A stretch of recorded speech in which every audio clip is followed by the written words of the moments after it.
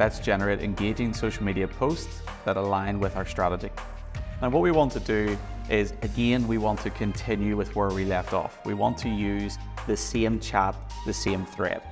So by looking at our email newsletter or our email marketing strategy, we want to now take that again a step further and look at it for social media strategy or social media content.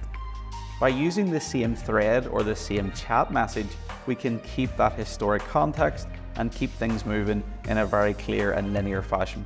So let's take a look at how we can now use the same response or the same chat to develop a social media strategy.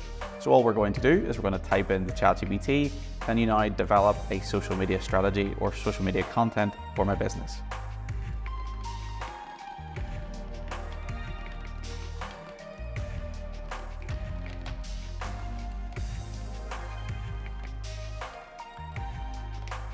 So now that we've created our prompt, you'll see here that I've made it very simple, and I've just said, can you convert the above or convert this content into a social media strategy for the following platforms?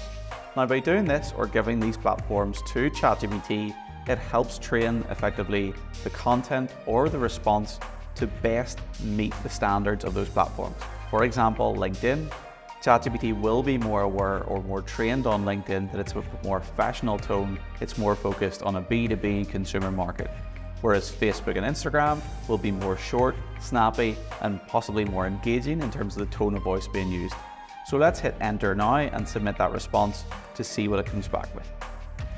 Now immediately ChatGPT is going to start to break down the formatting. You'll see here it's giving me a social media plan for Facebook, and initially it starts with a certain day of the week. In this case it's giving me 3 posts per week. It's giving me post 1 on Monday, post 2 on Wednesday, and 3 on Friday. Now in my previous response you'll have seen I did ask for some sample content, and that's exactly what it's doing. Now this allows us to start to expand on that conversation. It allows us to see some of the recommended hashtags to use and really start to dive further into the content. Now we can again take this a step further by asking it to now create content that then we can use for other design tools or for posting on social media. Now in our next section we will look at Canva and how Canva can be used, or Canva's AI tool can be used to create high-level designs to support this content.